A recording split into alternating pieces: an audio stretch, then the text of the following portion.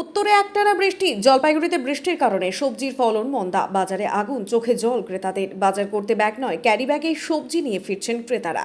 কারণ জলপাইগুড়ি বাজারে সবজির দাম আগুন। বাজারে শুধুমাত্র কচুর দাম কম থাকায় বেশি করে কচু কিনে নিয়ে যাচ্ছেন মানুষজন। উত্তরে একটানা ভারী বৃষ্টি, জলপাইগুড়ি জেলা জুড়ে বৃষ্টিতে নাজেহাল মানুষজন। তিস্তা সহ বিভিন্ন নদী সংলগ্ন এলাকায় চাষিদের ফসল জলের তলায়।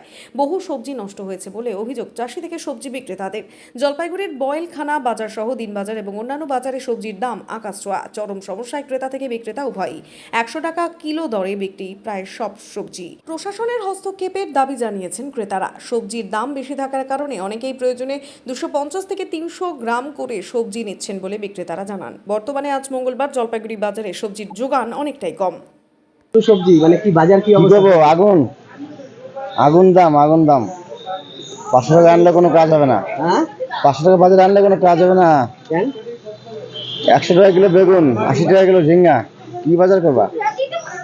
আলু 40 টাকা কিলো। হাতে কি ক্যারি ব্যাগে? এই তো ক্যারি ব্যাগে যথেষ্ট। অল্প করে? অল্পই এনাফ। দাম কমুক তারপরে।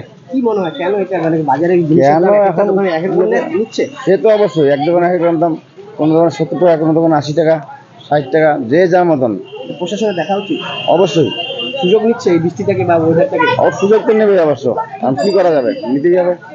বৃষ্টির জন্য কি দাম বাড়ছে মনে হয়? এই সবজি তো ফলনটা বললাম, কম। হ্যাঁ তাই তো মনে হচ্ছে এখন। কি তাই তো মনে হচ্ছে, কি ব্যাপার, এত দাম তো হওয়ার কথা না। কি নাম আপনার? অলোক সূত্রধর।